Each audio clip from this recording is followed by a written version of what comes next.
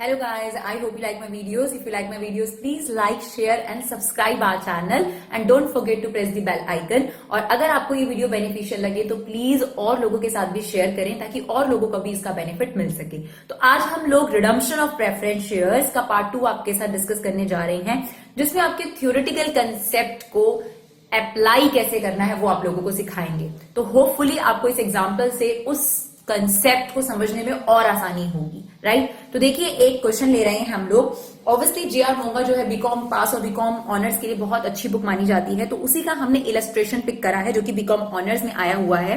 तो देखिए ये क्वेश्चन है हमारे पास। सबसे पहले हम क्वेश्चन रीड कर लेते हैं। The following are the account balances of Abhipraya limited as on 31 March. 5,000 12% redeemable preference shares हैं, 100 का एक है, 5 लाख रुपए की आपकी प्रेफरेंस शेयर कैपिटल है, राइट। और पार्टली पेडअप का क्वेश्चन नहीं है फिलहाल, सिंपल क्वेश्चन से शुरू कर रहे हैं हम लोग। 10,000 इक्विटी शेयर्स हैं 10 लाख रुपीस के, कैपिटल रिजर्व है आपके पास 1 लाख का, सिक्योरिटी प्रीमियम रिजर्व है 1 लाख का, जर्नल रिजर्व है 2 लाख का, सरप्लस मतलब P&L आपको गिवन है 1 लाख का, करंट लायबिलिटी 10 लाख की, फिक्स एसेट है 24 लाख की, स्टॉक है 5 लाख का, डेटर 50,000, कैश 50,000। तो आपको 5 लाख रुपए की रिडम्पशन करनी है। बाकी जितनी एंट्रीज होंगी वो डिपेंड करेगा कि आपको नीचे एडजस्टमेंट में क्या लिखा हुआ है। दैट्स द थिंग, ठीक है। The preference shares are to be redeemed on 1 April at 10% premium. तो आप देखिए ऊपर आपके पास जो प्रेफरेंस शेयर कैपिटल है वो है 5 लाख की, और अगर आपने 10% प्रीमियम पर रिडम्पशन करनी है तो इसका मतलब 50,000 रुपए आपने और देने हैं। तो इसका मतलब जो टोटल पेमेंट है वो तो 5,50,000 रुपए की है, ठीक है। A fresh issue of equity share was made to the extent it is required under the company act for the purpose of redemption of preference shares. ये कह रहा है आप खुद निकालो, फ्रेश इशू तो करना है लेकिन कितना करना है वो आप खुद निकालना। तो ऐसे केस में डियर क्या होता है कि सबसे पहले आप डिविजिबल प्रॉफिट देख लेते हैं कितने अवेलेबल हैं। जो बाकी का पैसा बच जाता है, जो डिविजिबल प्रॉफिट से नहीं मिल पाया, उसके बराबर में हम फ्रेश इशू कर देते हैं। तो हम करके दिखाएंगे आपको। And shortfall in cash resources for the purpose of redemption after utilizing the proceeds of fresh issue was met by raising a bank loan, or cash balance 50,000 being the minimum amount the company required for its trading operation. अब उसने एक और बात लिखी कि आपको जो cash payment करनी है जो कि 5,50,000 रुपए है, वो उसमें कोई कमी पड़ती है तो उसके लिए आपको बैंक से लोन लेना पड़ेगा। और उसने ये भी बोला कि आपके पास बिजनेस में 50,000 रुपए मिनिमम कैश रखना है। अब देखिए ये जो 50,000 रुपए कैश है इसको तो हम यूज कर ही नहीं सकते क्योंकि उसने बोल दिया मिनिमम कैश 50,000 रुपए है। तो देखिए ज्यादा बात नहीं लिखी गई है, इसलिए ज्यादा एंट्रीज भी कोई टेंशन वाली नहीं है इसके अंदर। पर सबसे पहले हम इसका वर्किंग नोट समझ लेते हैं। तो सबसे पहले डियर मैं आपको वर्किंग नोट समझाने की कोशिश कर रही हूं। तो इसमें आपने ऐसे कॉलम बना लेना है और यहां पर लिख देना है सोर्सेस और यहां पे लिख देना है कैश पेमेंट, यानी कैश को अलग तरीके से और सोर्स को अलग तरीके से। सोर्स में भी 2 कॉलम बनाएंगे हम, face value and premium on redemption, ठीक है। फेस वैल्यू कितनी है जो आपको रिडीम करनी है 5 लाख, और प्रीमियम ऑन रिडम्पशन कितना है 50,000 रुपए। और जब कैश की बात आती है तो आप टोटल बोलेंगे कि आपको टोटल पैसा कितना पे करना है 5,50,000 रुपए। Is it okay? सोर्स में दोनों चीजें अलग, 5 लाख जो फेस वैल्यू वो अलग, प्रीमियम 50,000 रुपए अलग। कैश में आप टोटल लिखेंगे, कैश में तो पेमेंट करना है, कहीं से भी आ रहा है उससे कोई फर्क नहीं पड़ता। तो कैश में हमें 5,50,000 का जो है वो पूरा अरेंजमेंट करना है। तो सबसे पहले मैं सोर्स की बात करूंगी आप लोगों से। तो क्वेश्चन में लिखा है कि जितना रिक्वायर्ड है उतना फ्रेश इशू करना। जनरली क्या है क्वेश्चन कैसे भी हो सकता है, अगर फ्रेश इशू दिया होता तो पहले मैं फ्रेश इशू माइनस करके बाकी का डिविजिबल प्रॉफिट लेती, लेकिन उसने बोला है कि अब आप खुद देख लो कितनी रिक्वायरमेंट है उतना फ्रेश इशू करना। तो सबसे पहले हम यहाँ डिविजिबल प्रॉफिट्स का इस्तेमाल करेंगे और उसके बाद आपके पास जो बचा हुआ होगा फ्रेश इशू होगा। और क्वेश्चन में ये नहीं लिखा कि फ्रेश इशू प्रीमियम पर है, इसका मतलब वहां से कोई प्रीमियम नहीं आ रहा। तो इस बात का ध्यान रखना है कि वहां से कोई प्रीमियम नहीं आ रहा। सबसे पहले एक बात याद रखनी है कि यहां पर अब हमें डिविजिबल प्रॉफिट्स का इस्तेमाल करना पड़ेगा, राइट। तो पहले मैं सिक्योरिटी प्रीमियम रिजर्व से प्रीमियम के पैसे ले लेती हूं 50,000 रुपए, ओके। तो यहां पर हमारे पास 1 लाख रुपए का सिक्योरिटी प्रीमियम रिजर्व है। अगर आप क्वेश्चन को रीड करेंगे तो आप उसमें से 50,000 रुपए बड़े आराम से ले सकते हैं, राइट। तो आपके पास सिक्योरिटी प्रीमियम रिजर्व यूज हो गया हमारे पास कितना, यहाँ देखिए सिक्योरिटी प्रीमियम रिजर्व है हमारे पास 1,50,000 रुपए का यूज हो गया। अब आप इसे काट कर यहाँ पर कितना लिख सकते हैं, 50,000 रुपए हमारे पास रिमेनिंग है, ताकि हम नई बैलेंस शीट में सिर्फ इसे 50,000 पोस्ट करें। तो हमारा प्रीमियम का तो हो गया अरेंजमेंट। अब बात करते हैं फेस वैल्यू की। तो फेस वैल्यू के लिए आप सबसे पहले सरप्लस ले सकते हैं, जो कि आपके पास है 1,00,000 रुपए। तो यहां पर आप सरप्लस माइनस कर दीजिए कि सरप्लस है हमारे पास जी 1,00,000 रुपए। अब कितने रह गए, अभी भी 4,00,000 चाहिए हमें। तो आपके पास सरप्लस इस्तेमाल करने के बाद अभी भी जर्नल रिजर्व है, जर्नल रिजर्व का यूज कर लीजिए। ये सारे फ्री रिजर्व ही होते हैं। जर्नल रिजर्व है हमारे पास 2,00,000 रुपए का। अभी भी हमारे पास कितने रिमेनिंग रह गए, 2,00,000 रुपए। आप देखिए, आप कैपिटल रिजर्व का इस्तेमाल नहीं कर सकते सोर्स में, और ना ही सिक्योरिटी प्रीमियम रिजर्व का, इस बात का याद रखिएगा, ठीक है। तो इसका मतलब यह हुआ कि आपके पास बस 3,00,000 रुपए के ही रेवेन्यू रिजर्व्स थे, सरप्लस जनरल रिजर्व दोनों को मिलाकर 3,00,000 रुपए का आपने डिविजिबल प्रॉफिट्स का इस्तेमाल कर लिया।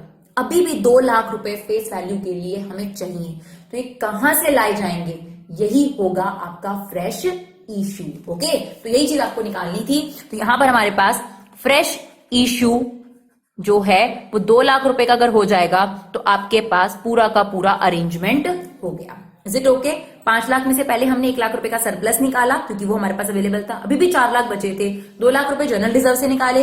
सिक्योरिटी प्रीमियम में 50,000 है, but we can not use it. और इसके लिए आप कैपिटल प्रॉफिट्स का इस्तेमाल भी नहीं कर सकते। प्रीमियम के लिए कैपिटल प्रॉफिट का इस्तेमाल कर सकते थे अगर प्रीमियम कम पड़ता, लेकिन यहां पर कैपिटल प्रॉफिट का इस्तेमाल नहीं होता, तो कैपिटल रिजर्व को भी आप हाथ नहीं लगा सकते। तो बचा हुआ 2,00,000 रुपए अब आपको अरेंज करना था, और उसने यही बोला था कि आप बाकी का कंपनी एक्ट के अकॉर्डिंग फ्रेश इश्यू कर दीजिए। तो 2,00,000 रुपए का आपका क्या हो गया, फ्रेश इश्यू।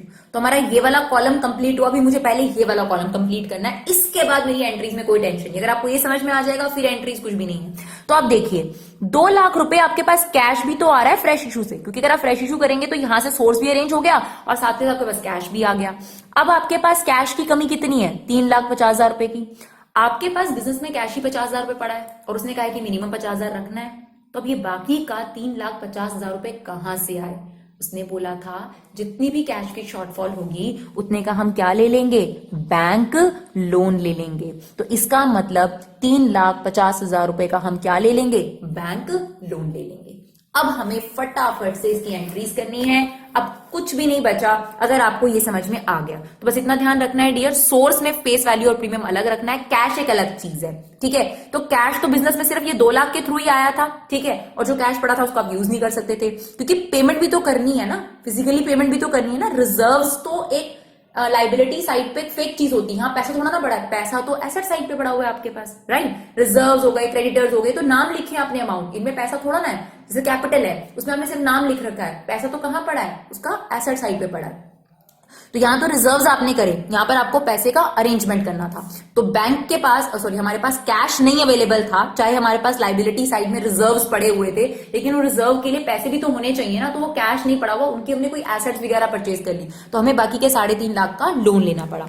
तो सबसे पहले पाटली पेडर वाली एंट्री यहां नहीं होगी, फिर हम क्या करते हैं, फ्रेश इशू की एंट्री आपके पास। तो फ्रेश इशू की एंट्री क्या हो जाएगी dear, bank account debit to share application and allotment, कितने रुपए की, 2,00,000 रुपए के। नरेशन लिख दीजिएगा, being application money received, right. Second entry, share application and allotment account debit to share capital, that is 2,00,000 rupees. Okay, तो ये आपने शेयर इशू कर दिया। उसके साथ साथ आपने बैंक लोन भी लिया है, तो पहले आपने फ्रेश इशू कर दिया, उसके बाद आप रिजर्व्स, जो जनरल रिजर्व्स वगैरह लिए हैं आपने, उसकी सीआरआर में एंट्री पास करिए। ये सब चीजों की एंट्री पास करनी है। आप बेशक सीआरआर की एंट्री पहले कर सकते थे, इशू की बाद में कोई टेंशन नहीं है। जो आपने किया है, जैसे आपने पहले रिजर्व्स निकाले हैं तो पहले रिजर्व की एंट्री कर लो, फिर फ्रेश इशू की एंट्री कर दो, कोई दिक्कत नहीं है, कोई घबराने की बात नहीं है इसके अंदर, क्योंकि बुक्स में अलग अलग तरीके से एंट्री कर देते हैं कभी भी। तो जैसे आपने करा है रिजर्व वाला भी पहले कर सकते। तो अभी हम रिजर्व्स हमने लिए थे तो उनकी एंट्री करेंगे। Surplus account debit, general reserve account debit to CRR. जितना भी आपने इनसे लिया उसके बदले में आपको सीआरआर बनाना पड़ेगा, और फिर बाद में सीआरआर से बोनस शेयर इशू करे जाते हैं इक्विटी को, ताकि उन्हें टेंशन ना हो कि भाई हमारे पैसे ही आप यूज करे जा रहे हो रिडम्पशन के लिए। तो 1,00,000 रुपए ये 2 लाख रुपए, टोटल मिलाकर हमारा सीआरआर बन गया 3 लाख रुपए। तो आप ये एंट्री पहले भी कर सकते हो क्योंकि पहले हमने डिविजिबल प्रॉफिट्स यूज करे हैं तो सीआरआर बना दिया उसका और फिर हमने फ्रेश इश्यू करा। ओके, फिर आप प्रीमियम की एंट्री कर सकते हैं। प्रीमियम आपने कहां से राइट ऑफ करा? सिक्योरिटी प्रीमियम से। तो आप एंट्री कर सकते हैं security premium reserve account debit to premium on redemption of preference shares. कितना? 50,000 रुपए। ओके, तो अब देखिए इसकी मैं एंट्री कर चुकी हूं, रिजर्व्स की भी और फ्रेश इशू की भी और प्रीमियम को राइट ऑफ करने की भी। अब कैश में क्या था? इक्विटी की तो हम एंट्री कर चुके हैं 2 लाख रुपए की। ये 3.5 लाख रुपए का जो आपने लोन लिया इसकी एंट्री कर दीजिए। तो बड़ा क्वेश्चन से क्लियर हो जाएगा कि आपको क्या करना है। तो एंट्री क्या होगी आपके पास? Bank account debit to bank loan. Liability है इसलिए क्रेडिट हो गई। कितने की? 3.5 लाख।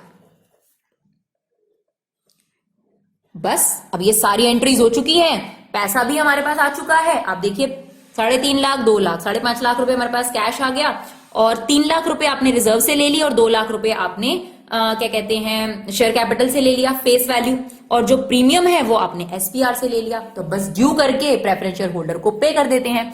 तो रेट जरूर याद रखिएगा, 12% लिखा था। 12% redeemable preference share capital account debit premium on redemption of preference shares account debit to preference shares holder account। तो प्रेफरेंस शेयर कैपिटल थी आपके पास 5 लाख रुपए की, प्रीमियम था 50,000 रुपए का, तो टोटल मिलाकर आपने पे करना है 5,50,000 रुपए। बस अब आप इन्हें पे कर दीजिए। Preference shares holder account debit to bank account 5,50,000, 5,50,000। I hope आपको ये क्वेश्चन समझ में आया हो, इसमें किसी भी तरीके की कोई दिक्कत नहीं महसूस हुई हो। और भी हम पार्ट डालेंगे और भी डिफरेंट क्वेश्चन डालेंगे ताकि आप इस टॉपिक पर अच्छे से पकड़ बना सकें। बहुत इजी क्वेश्चन है, आप अपने एग्जाम में कर सकें। Thank you so much guys for your love and support. Keep supporting Vibha classes.